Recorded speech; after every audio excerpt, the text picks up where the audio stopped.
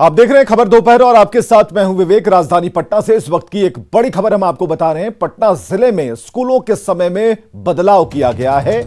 सभी प्रारंभिक school morning shift में चलेंगे। सुबह 6:30 बजे से 11:30 तक ही स्कूल चलेंगे। तो सुबह 11:30 बजे कराया जाएगा मध्याह्न भोजन। तो यह जानकारी पटना डीयू अमित कुमार के आदेश के मुताबिक जारी किया गया है। 4 अप्रैल से आदेश का सभी स्कूलों को पालन करना होगा। गर्मी छुट्टियों तक ये मॉर्निंग शिफ्ट में स्कूल चलते रहेंगे। तो पटना जिले में स्कूलों के समय में परिवर्तन किया गया है। अब जो नया समय क्या है वो हम आपको बता रहे हैं। सुबह के 6:30 बजे से लेकर 11:30 बजे तक कक्षाएं चलेंगी। उसके बाद मध्याह्न भोजन होगा। तो बढ़ती गर्मी को लेकर ये बदलाव किए गए। हालांकि गर्मियों की छुट्टी से पहले तक ये जो नया नियम है वो जारी रहेगा।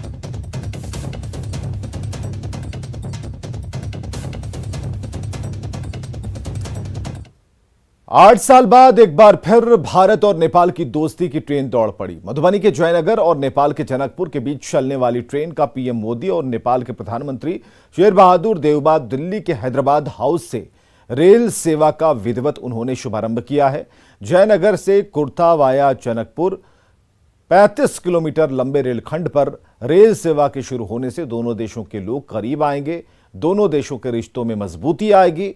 बिहार और नेपाल के नागरिक इस रेल सेवा के लिए उद्घाटन के लिए बरसों से इंतजार कर रहे थे।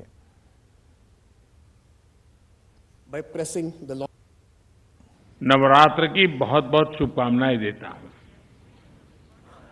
देउबा जी भारत के पुराने मित्र हैं। प्रधानमंत्री के रूप में यह उनकी 5वीं भारत यात्रा है। भारत नेपाल संबंधों के विकास में देउबा जी की महत्वपूर्ण भूमिका रही है। फ्रेंड्स, भारत और नेपाल की दोस्ती, हमारे लोगों के आपसी संबंध, ऐसी मिसाल विश्व में कहीं और देखने को नहीं मिलती। हमारी सभ्यता, हमारी संस्कृति, हमारे आदान प्रदान के धागे प्राचीन काल से जुड़े हुए हैं। जयनगर कुर्था रेल लाइन की शुरुआत इसी का एक भाग है।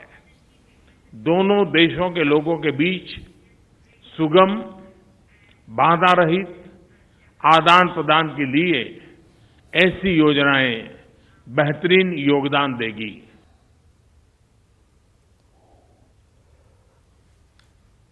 तो जयनगर से जब ट्रेन जनकपुर के लिए रवाना हुई तब वहां के जो लोग थे उनके चेहरे खिल उठे। न्यूज़ 18 संवाददाता अमित रंजन ने ट्रेन का जायजा लिया। मिथिलांचल को जो बड़ी सौगात मिली है, ये ऐतिहासिक मौका है। अब यहाँ आप देख सकते हैं कि ये जनकपुर के लिए ट्रेन जयनगर से रवाना हो गई है। और अभी ये आप बाहर ये देख सकते हैं कि लोग यहाँ जैसे अभी जो प्लेटफॉर्म के बाहर ये गाड़ी अभी जो यहाँ से रवाना हो रही है और पीएम मोदी और नेपाल के प्रधानमंत्री दोनों ने एक साथ यहाँ भी ऑनलाइन हरी झंडी दिखाई है। उसके बाद ये जो इंडो नेपाल रेल परियोजना का कह सकते हैं कि आज से आगाज हो गया। और यहाँ अभी जो ये ट्रेन यहाँ से रवाना हुई है और ये लोग काफ़ी उत्साहित हैं। ट्रेन अभी मैं आपको ये ट्रेन के अंदर की जो तस्वीरें दिखा रहा हूँ और बाहर प्लेटफॉर्म पर आप देख सकते हैं कि यहाँ लोग अभी जैसे ये अभी यहाँ से जो ट्रेन रवाना हुई है और अभी ये ट्रेन जयनगर में, अभी ये इंडिया के ही क्षेत्र में है, भारत के सीमा में ही अभी ट्रेन यहाँ है। और कुछ ही पल में, कुछ ही दूरी पर यहाँ जब ये ट्रेन अगला जो स्टेशन है वो स्टेशन जो इनरवा वो नेपाल में पड़ता है। और लगभग कुछ ही पल भर में अब वो यहाँ जैसे हम लोग भारत के सीमा से ये ट्रेन अब बाहर आ जाएगी। उसके बाद ये ट्रेन नेपाल में प्रवेश करेगी। और ये देख सकते हैं कि यहाँ जैसे बाहर जो घर के बाहर भी लोग जैसे खड़े हैं और लोग यहाँ जैसे बहुत बेसब्री से इस पल का इंतजार था। यहाँ मिथिलांचल को काफ़ी लंबे वक्त से इस ट्रेन का यहाँ इंतजार था और वो पल अभी आप देख सकते हैं कि लोग यहाँ उस पल के गवाह बन रहे हैं। लोग यहाँ अपने घर के बाहर खड़े हैं। यहाँ जैसे जयनगर में ये आप देख सकते हैं कि जो स्टेशन के पास जिन लोगों का यहाँ जो अपना जो मकान है, लोग बाहर घर के बाहर खड़े हैं और वहाँ से लोग इस पल को अपने आंखों में लोग कैद कर रहे हैं। अभी ये ट्रेन यहाँ से रवाना हुई है और फिर मैं अभी आपको और भी आगे की जो तस्वीरें दिखाऊंगा। ये अभी जयनगर में ही, ये अभी भारत के सीमा में ही अभी ये ट्रेन है और किसी टेक्निकल वजह से अभी यहाँ ट्रेन जो सो जयनगर रेलवे स्टेशन के ही ऑर्डर पर आकर फिलहाल रुकी है। अमित रंजन, न्यूज़ 18 मधुबनी। बिहार में योगी मॉडल लागू करने के मुद्दे पर सियासी घमासान शुरू हो गया है। बीजेपी नेता और डिप्टी सीएम तारकिशोर प्रसाद ने योगी मॉडल को जरूरी बताया तो इस पर जेडीयू ने पलटवार किया। जेडीयू प्रदेश अध्यक्ष उमेश कुशवाहा ने कहा कि बिहार में अपराध रोकने के लिए नीतीश मॉडल ही चलेगा। योगी मॉडल पर बीजेपी और जेडीयू में जारी घमासान पर विपक्षी दलों ने निशाना साधा है।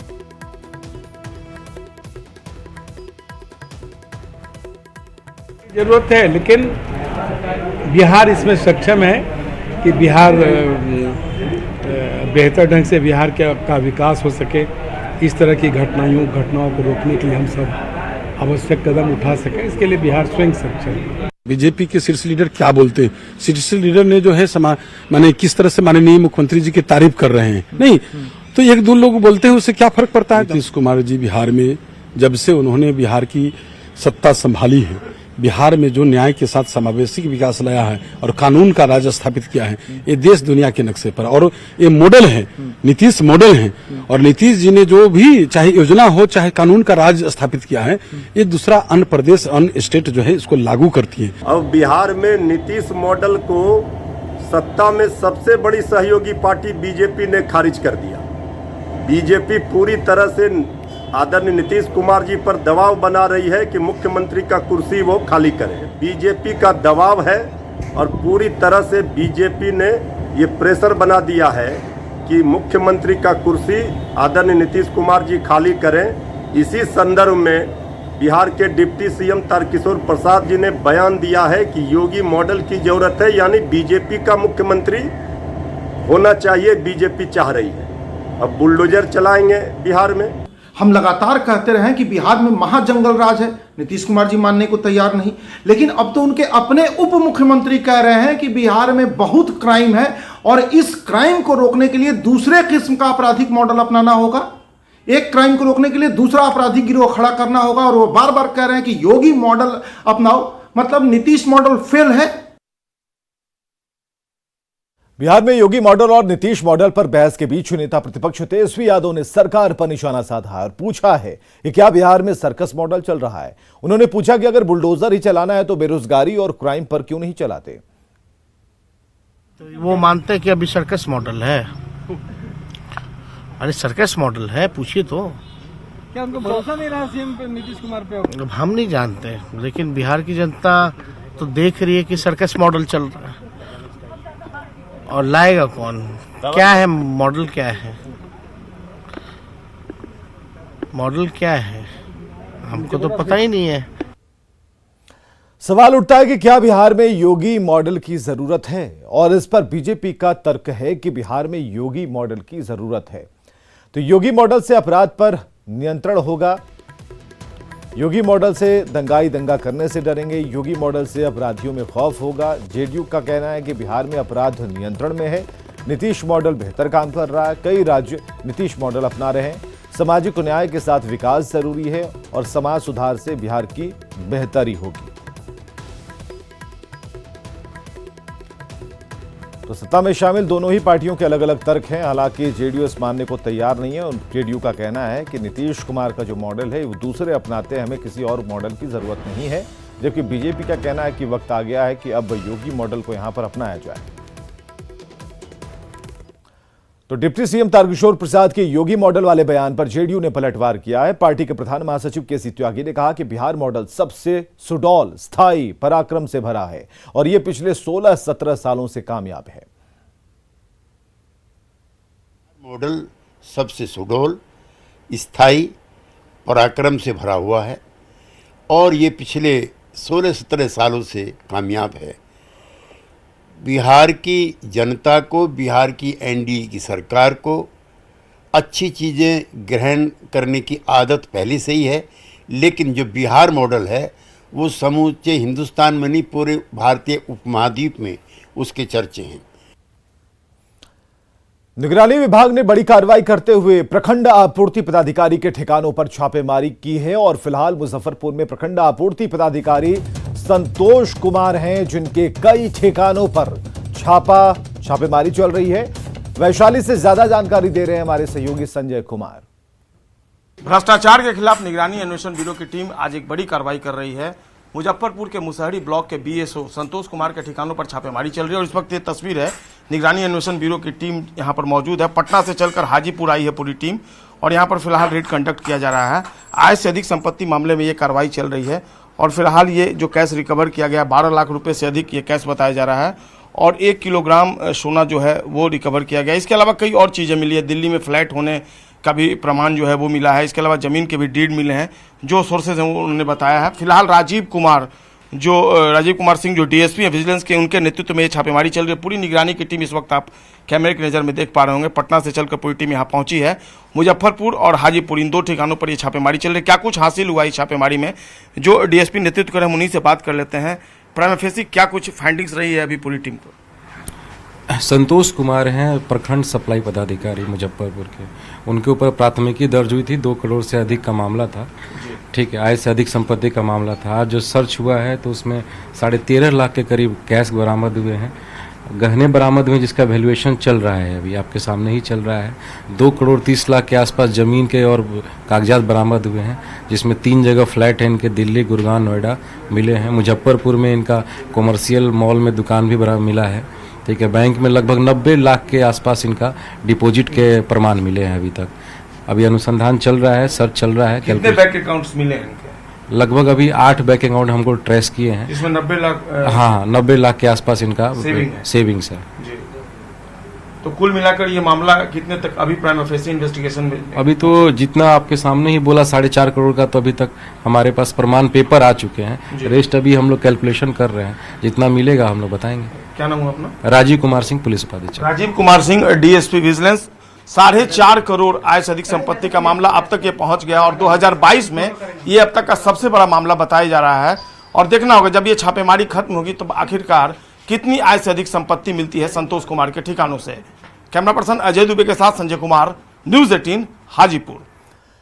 तो मुजफ्फरपुर में भी संतोष कुमार के ठिकानों पर छापेमारी चल रही है। मुजफ्फरपुर स्थित संतोष कुमार के आवास पर 12 सदस्यीय टीम है जो एक-एक कागज खंगाल रही है। इतना कॉल लोग करता है, दिमाग खराब करता है। निगरानी थाना कांड संख्या 1622 संतोष कुमार प्रखंड आपूर्ति पदाधिकारी जो है इनके विरुद्ध दर्ज है। इसी क्रम में माननीय न्यायालय से वारंट प्राप्त करके गिरी तलाशी की जा रही है। छपरा करें यहाँ हाजीपुर स्थित उनके पैतृक आवास में चल रही है। ब्रह्मपुरा में स्थित जो उनका आवास है जिसमें भाई के साथ रहते हैं, वहाँ तलाशी हो गई है। अब उनके कार्यालय में चल रही है।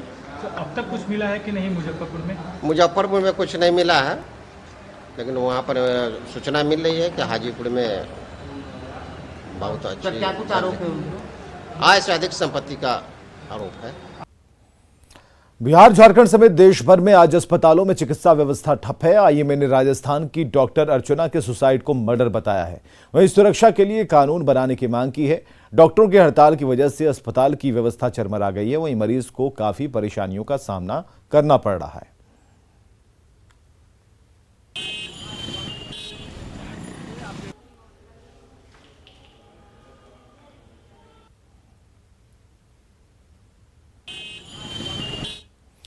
तो राजस्थान के डोसा में लेडी डॉक्टर अर्चना शर्मा की आत्महत्या के बाद डॉक्टरों में नाराजगी बढ़ गई है। राजस्थान के साथ देश के कई प्रदेशों में प्रदर्शन हो रहे हैं। पटना में सुबह से डॉक्टरों की हड़ताल का असर देखने को मिल रहा है। मरीज ओपीडी पहुंच रहे हैं लेकिन डॉक्टर उनका इलाज नहीं कर रहे। पटना पीएमसीएच का जायजा लिया रवि नारायण ने। के मामले ने तूल पकड़ लिया है, जहां पूरे देश भर के कई राज्यों में प्रदर्शन हो रहे हैं। वहीं आज आईएमए ने सुबह 8 बजे से लेकर के शाम के 6 बजे तक तमाम चिकित्सीय कार्य जो हैं वो बंद करने का अपील किया है डॉक्टरों से। और उनका कहना है कि जिस ढंग से डॉक्टरों आत्महत्या किया है और डॉक्टर असुरक्षित हैं, उसे देखते हुए आज पूरे दिन चिकित्सीय कार्य बंद करने का ऐलान किया है। देखिए, अभी हम ओपीडी में खड़े हैं पीएमसीएच में, लेकिन सुबह में यहाँ पे इसका कोई असर जो है वो दिखाई नहीं पड़ रहा है। फिलहाल ओपीडी जो है वो चल रहा है। जो आईएमए ने ये भी अपील किया है कि जो इमरजेंसी सेवाएं हैं वो पूरी तरह से खुली रहेगी। इमरजेंसी सेवाओं पर किसी ढंग का कोई प्रभाव नहीं पड़ेगा, लेकिन ओपीडी सहित तमाम जो चिकित्सीय कार्य है वो डॉक्टर बंद रहेंगे। गौरतलब है कि जिस ढंग से अर्चना शर्मा जो वहाँ पे लेडी डॉक्टर थी, वहाँ पे एक मरीज की मौत होती है और उसके बाद जिस ढंग से उन पर केस दर्ज होता है, प्रदर्शन होता है, इसे लेकर के वो डिप्रेशन में चली जाती हैं और डिप्रेशन में जाने के बाद वो आत्महत्या कर लेती हैं। और ये घटना ने पूरे चिकित्सीय जगत को स्तब्ध कर दिया और उसके बाद तमाम जो डॉक्टर हैं वो इसका विरोध में उतर आए हैं। और आज आईएमए ने इसका अपील किया है कि तमाम चिकित्सीय कार्य बंद रहेंगे। हालांकि सुबह में देखिए, अगर ओपीडी की बात करूं तो ओपीडी के तमाम जो काउंटर हैं वो यहाँ पे खुले हुए हैं सुबह के 8 बजे से ही। और यहाँ पे जो परिजन हैं, जो लोग हैं दिखाने वाले, तो वो यहाँ पे ओपीडी में अपना रजिस्ट्रेशन करवा कर और अपना इलाज करवा रहे हैं। देखने वाली बात होगी कि जैसे जैसे दिन चढ़ता है डॉक्टर के इस अपील का, आईएमए की अपील का कितना असर रहता है। लेकिन इतना तो साफ है कि अर्चना शर्मा के आत्महत्या के बाद चिकित्सा जगत में नाराजगी ज़्यादा बढ़ गई है। पटना से रविश नारायण की रिपोर्ट। मुजफ्फरपुर के एसकेएमसीएच में डॉक्टरों की हड़ताल के कारण ओपीडी सेवा ठप है। डॉक्टर अर्चना शर्मा को न्याय दिलाने की मांग को लेकर सभी डॉक्टरों ने प्रदर्शन किया और न्याय की मांग की। डॉक्टर अर्चना शर्मा सुसाइड मामले को लेकर आईएमए ने सीधे तौर पे कह दिया है कि तमाम ओपीडी सेवाएं जो हैं वह ठप रह गया, सुबह 8 बजे से शाम 6 बजे तक। ऐसे में मुजफ्फरपुर के एसकेएमसीएच अस्पताल की अब तस्वीर देखेंगे, तमाम जूनियर और सीनियर डॉक्टर्स जो हैं वह बैनर लेकर नारेबाजी कर रहे हैं और सीधे तौर पे कह रहे हैं कि उन्हें अब जस्टिस चाहिए अर्चना शर्मा के लिए। अर्चना शर्मा जिनकी मौत हो गई, जो सुसाइड जिन्होंने कर लिया, कहा जाता है कि ये सुसाइड नहीं, दरअसल पुलिस टॉर्चर की वजह से एक तरह से ये हत्या ही है। ओपीडी की बात करें तो ओपीडी आज जो है एसकेएमसीएच का वो पूरा ठप है। आज तमाम मरीज जो है वह लौट रहे हैं। हालांकि इमरजेंसी को लेकर व्यवस्थाएं जो है वह अनवरत जारी है। इमरजेंसी में किसी भी तरह की कोई परेशानी नहीं हो रही है। लेकिन आप देखेंगे यहाँ पर डॉक्टर्स जो हैं लगातार प्रदर्शन कर रहे हैं। कब तक ये प्रदर्शन चलेगा? देखिए, आज के जो प्रदर्शन है हम लोग का सांकेतिक है। हमारा प्रदर्शन किसी को नुकसान पहुंचाना या फिर किसी को परेशान करने का हम लोग उद्देश्य से हम लोग ने आज हड़ताल नहीं किया है। हम लोगों ने बस हड़ताल इसलिए किया है कि हमारी बातें सरकार तक पहुंचे। एक डॉक्टर अर्चना मैम का जो देहांत हुआ, अभी तक राजस्थान सरकार ने या वहाँ की पुलिस ने कोई भी एक उचित कार्रवाई नहीं की है। जो कल्प्रिट है वहाँ के, जिन्होंने जिसकी वजह से डॉक्टर अर्चना मैम ने सुसाइड किया, अभी तक उन लोग फ्रीडम घूम रहे हैं। अभी तक राजस्थान सरकार से या केंद्र सरकार की तरफ से किसी भी तरह की कोई कार्रवाई नहीं हुई है। तो मेरा नाम डॉक्टर नवनीत कश्यप हुआ। ये प्रदर्शन को लेकर क्या कुछ कहेंगे? तमाम डॉक्टर्स आज प्रदर्शन कर रहे हैं। स्वास्थ्य व्यवस्था कहीं ना कहीं चरमराई है, इससे परेशानी तो होगी। जी एकदम, हम मानते हैं कि आज के दिन बाकी सारे मरीज जो गरीब मरीज हैं उनको बहुत परेशानी हो रही है। लेकिन हम लोग का भी एक मांग है कि जो एकदम जायज़ है, क्योंकि यहाँ के आजकल के आप देख रहे होंगे बहुत सारी, सिर्फ यहाँ का बात नहीं है, राजस्थान का बात नहीं है, जितना ही भारत के हर एक कोने में कहीं ना कहीं जो बात डॉक्टर की दबी रह जा रही है, ठीक है, जो अभी तक ऊपर तक नहीं आ पा रही है। बहुत लोग डॉक्टर होते हैं जो अपने अंदर दबा करके वो बात रख लेते हैं किसी वजह से, और इसी सब कारण से एक हमारी जो बहुत बेहतरीन डॉक्टर थी, डॉक्टर अर्चना शर्मा, जो कि बहुत गोल्ड मेडलिस्ट थी और उन्होंने बहुत अच्छे तरीके से अपने मरीजों को ख्याल रखा है। उन्होंने, हमको लगता है कि उन जो कॉम्प्लिकेशंस हुए हैं, ठीक है, मरीज के परिजन को कॉम्प्लिकेशन उन्हें अच्छे से समझा करके उन्हें भेज भी दिया गया था। लेकिन उनके परिजनों द्वारा जो कहा गया, जो कहा सुनी, फिर बाद में आके फिर उन्होंने जिस तरीके से उन्होंने केस किया उनके ऊपर, जिन मानसिक प्रताड़ना उनको हुई, ऐसा उनको एक बार नहीं हुआ है, जैसा बताया जा रहा है कि बहुत बार उनके साथ इससे। डॉक्टर नवनीत कुमार। तो आपने देखा किस तरीके से डॉक्टर्स जो हैं ये उत्तर बिहार के सबसे बड़े अस्पताल में भी ओपीडी सेवा जो है ठप है और तमाम जो जूनियर डॉक्टर्स हैं वो बैनर लेके खड़े हैं, प्रदर्शन कर रहे हैं। अगर आज के बाद आगे क्या कुछ करेंगे न्याय के लिए? जब तक हो सके, अभी राजस्थान सरकार ने कुछ किया नहीं है तो हम लोग प्रदर्शन करते रहेंगे ताकि हमें ऐसे प्रताड़ित ना किया जाए। और यहाँ के डॉक्टरों के लिए क्या कुछ मांग कर रहे हैं? यहाँ पे भी हर जगह यही हो रहा है, तो यहाँ के डॉक्टर्स के लिए हमारी सेम मांगे कि हर जगह डॉक्टर को सुरक्षा मिलनी चाहिए और हमें इस तरह प्रताड़ित नहीं करना चाहिए। क्या नाम हुआ? मेरा नाम श्रीजा सुमन है। तो आपने देखा तमाम डॉक्टर्स जो हैं यहाँ पर प्रदर्शन कर रहे हैं और ऐसे में इन्होंने सीधे तौर पे ये कह दिया है कि डॉक्टरों की सुरक्षा का ख्याल रखा जाए। मुजफ्फरपुर से न्यूज 18 के लिए प्रियांक सौरभ। पूर्णिया वासियों को जल्द ही हवाई सेवा की बड़ी सौगात मिलने वाली है। हाई कोर्ट में जमीन अधिग्रहण का मामला फंसे होने के कारण सालों से काम ठप था, लेकिन अब डीएम की तरफ से जमीन अधिग्रहण की सुनवाई पूरी कर ली गई है। डीएम ने जमीन से संबंधित सभी मामलों को 45 दिन के अंदर सुलझाकर रिपोर्ट भेजने का निर्देश दिया है, जबकि किसान अभी भी नाराज हैं, सुप्रीम कोर्ट तक जाने की बात कह रहे हैं। का जो मामला था उसमें क्या अब तक हुआ है? पूर्णिया एयरपोर्ट के लिए जो भूमि अधिग्रहण की कार्रवाई चल रही थी, उसमें माननीय उच्च न्यायालय द्वारा 9 मार्च को आदेश पारित किया गया था और उसमें जो 7 केसेज जो पेंडिंग थे, जिसमें 45 किसानों की भूमि नहीं थी, उन सभी केसों में 45 दिनों में सुनवाई करके अपनी अनुशंसा के साथ राज्य सरकार को रिपोर्ट भेजने का निर्देश प्राप्त हुआ। बस्ती है, सब कुछ उसी में है। अगर जमीन चली जाएगी तो हम लोग का बाल बच्चा भूखे मरेगा, इसलिए हम लोग जान दे सकते हैं लेकिन जमीन नहीं दे सकते हैं। चाहे सरकार जो करे इसके पक्ष में, हम नहीं दे सकते अपना जमीन। आप सरकार का स्तर से जांच हो और इसको वहीं पे शिफ्ट कर दिया जाए। लेकिन हाईकोर्ट ने डीएम को निर्देश दिया था और डीएम ने सुनवाई भी कर ली है। डीएम साहब सुनवाई कर लिए हैं और ये किसान के विपरीत जा रहा है और किसान मानने वाले नहीं हैं। ये फिर सुपीरियर कोर्ट जाएंगे। हमें नहीं लगता है कि मामला इतना जल्दी सुलझने वाला है और ये किसान जान देने के लिए तैयार हैं और जमीन छोड़ने के लिए तैयार नहीं। सरकार ग्रामीण क्षेत्रों में स्वास्थ्य व्यवस्था बेहतर करने के लिए करोड़ों रुपए पानी की तरह बहा रही है, लेकिन अधिकारियों की लापरवाही की वजह से कई हेल्थ सेंटर्स पर ताला लगा रहता है। जमुई के खैरा के नक्सल प्रभावित इलाके में स्थित गरही हेल्थ वेलनेस सेंटर ऐसा ही उसका हाल है, जहां न तो कर्मचारी आते हैं, न ही केंद्र का ताला खुलता है। बंद पड़े हेल्थ वेलनेस सेंटर का जायजा लिया केसी कुंदन ने। जमुई जिले के खैरा प्रखंड के गरही जो नक्सल प्रभावित इलाका है और खास करके इस इलाके में गरीब तबके के लोग अधिक रहते हैं, लेकिन देख सकते हैं कि जो हेल्थ एंड वेलनेस सेंटर जो बना है उसमें ताला लगा हुआ है। और तस्वीर हम दिखाना चाहेंगे कि अंदर जो स्वास्थ्य कर्मी या डॉक्टर के लिए जो रखे गए सामान है वो किस तरह से रखा हुआ है। अगर देखा जाए इधर तो वाटर टैंक है, वो भी रखा हुआ है, इंस्टॉल नहीं हुआ।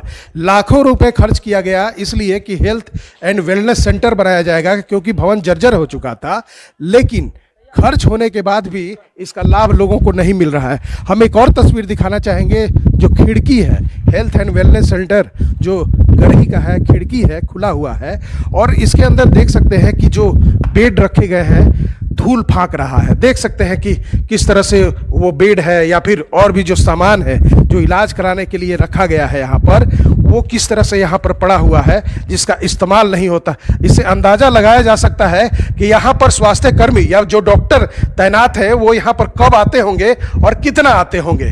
सवाल उठता है कि आखिर जब यहाँ पर डॉक्टर और स्वास्थ्य कर्मी तैनात हैं तो यहाँ आते क्यों नहीं और सुविधा मिलती क्यों नहीं? कब आते हैं डॉक्टर, कब सुने हैं यहाँ पर, बताइए। हम तो जब से देख रहे हैं, एक बार भी हम अपने प्रेजेंट में डॉक्टर यहाँ नहीं देखे हैं। जब भी हम आते नहीं, ऐसे भी घूमने फिरने या देखने के लिए या इलाज कराने के लिए देखते, ताला ही लगा हुआ रहता है। कि यहाँ पर जो तैनात डॉक्टर है, स्वास्थ्य कर्मी हो या कोई हो, वो कितना यहाँ पर आता है और जिसका लाभ लोगों को नहीं मिल पा रहा है। भले भवन बन गया, सामानें यहाँ पर दे दी गई, लेकिन इसका लाभ लोगों को नहीं मिल रहा है। केसी कुंदन, न्यूज 18 जमुई। और खबरें लगातार जारी हैं, बने रहिए हमारे साथ।